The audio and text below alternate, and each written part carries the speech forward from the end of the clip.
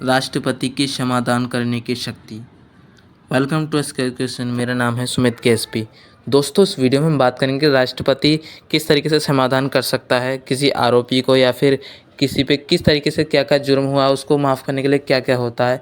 इस वीडियो में हम समझने वाले हैं। दोस्तों, संविधान के जो अनुच्छेद 72 है उसमें राष्ट्रपति की क्षमादान करने की शक्ति के बारे में वर्णन किया गया है। दोस्तों, इसमें क्या है दोस्तों, जैसे कोई संघीय विधि या विरुद्ध किसी अपराध में कोई दंड है, या फिर सैन्य मामले में कोई दंड है, या फिर यदि दंड या मृत्यु दंड हो उसको रोकने के लिए दोस्तों हम सभी जानते हैं राष्ट्रपति क्षमादान की शक्ति दे सकता है। तो दोस्तों, जो राष्ट्रपति है क्षमादान की शक्ति एक न्यायपालिका से अलग है, क्योंकि न्यायपालिका इसके अंदर दखल अंदाजी नहीं कर सकती, वे एक कार्यकारी शक्ति है। परंतु राष्ट्रपति इस जो इस शक्ति का प्रयोग है इसका न्यायालय की तरह पेश नहीं आता, क्योंकि दोस्तों राष्ट्रपति को अपने अलग से शक्ति दी गई है। वो अपनी विधि का प्रयोग खुद कर सकता है, लेकिन इसको गलती उसको सुधारने के लिए, क्योंकि दोस्तों जैसे कोई मुजरिम है उसने कोई कांड कर दिया तो उसको सुधारने के लिए, यानी वो एक ही बार मुजरिम है, उसका वो अच्छा व्यक्ति है तो उसको माफ़ करने के लिए राष्ट्रपति को ये पावर दी गई है। ये सभी, और दोस्तों इसके अंदर क्या क्या बातें सम्मिलित हैं समाधान की शक्ति में। प्रथम है दोस्तों क्षमा, यानी कि इसके अंदर दंड या बंदीकरण, इसमें क्या होता है दोस्तों, दोषी को जो दंड है या फिर उससे मुक्त कर दिया जाता है पूरी तरीके से, पूर्णतः यानी कि मुक्त कर दिया जाएगा। राष्ट्रपति सीधे क्षमा कर सकता है, यानी कि क्या होगा दोस्तों, लेकिन वो दोस्तों हिरासत में हमेशा रहेगा, हमेशा याद रखना। फिर दोस्तों क्या होता है कि जो सज़ा है उसको कम कर देना है, कि लघुकरण। इसका अर्थ है कि दोस्तों जो दंड का स्वरूप है थोड़ा कम करना है, यानी कि चेंज कराना। लेकिन होगा भाई दोस्तों, उदाहरण के लिए जैसे मृत्यु दंड है उसको कठोर कारावास में परिवर्तित कर देना, या फिर जैसे यदि मृत्यु दंड दिया जाता है उसको 10 साल की सज़ा दे दो, ये इसमें लघुकरण आता है दोस्तों। इसके बाद आता है दोस्तों परिहार। परिहार में क्या है दोस्तों, इसके अंदर दंड तो वही होगा लेकिन प्रकृति बदल दी जाती है। जैसे किसी को कुछ सजा है तो उसकी सज़ा बदल जाती है, लेकिन समय वही रहेगा और उसको उसी तरीके से पीटा जाएगा, उसी तरीके से उसके साथ कठोर व्यवहार किया जाएगा।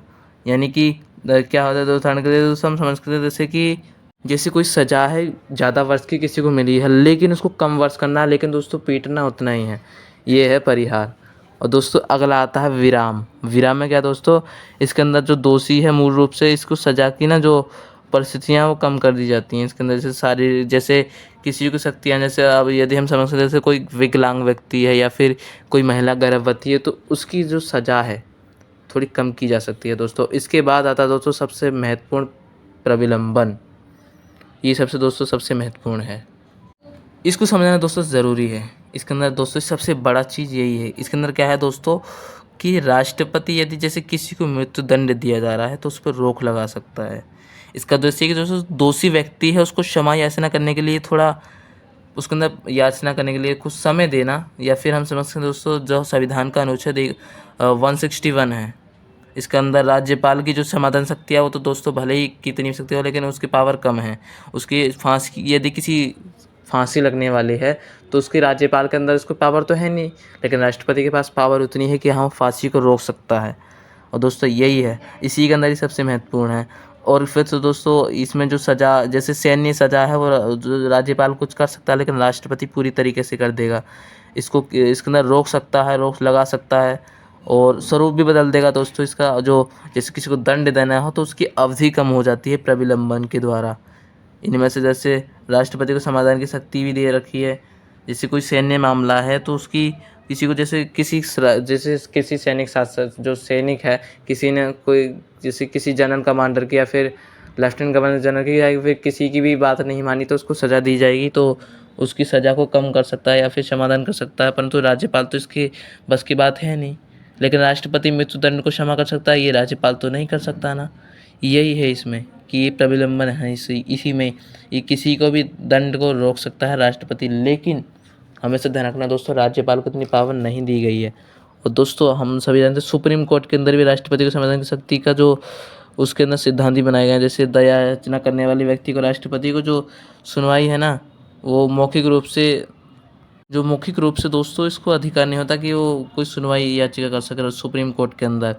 राष्ट्रपति है दोस्तों, उसके लिए गवाह तो ज़रूरी है और वो विचार भी करेगा दोस्तों, यानी कि उसको पावर अलग से प्रविलंबन में ही दी गई है।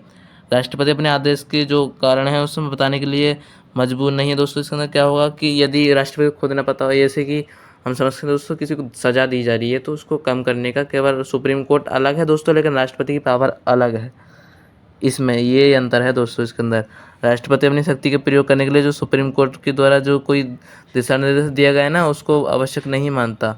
यानी कि राष्ट्रपति को खुद के पास अपनी पावर है, वो अपना एक बार फांसी की सज़ा को रोक देगा तो रोक देगा, उसकी सुनवाई आगे बढ़ा दी जाएगी। जैसे किसी को फांसी देनी है 26 मई 2000 इस तरीके से दोस्तों 2023 को, या फिर उसको बढ़ा दी जाए कि 26 दिसंबर 2023 को उसको फांसी दे दो, इस तरीके से।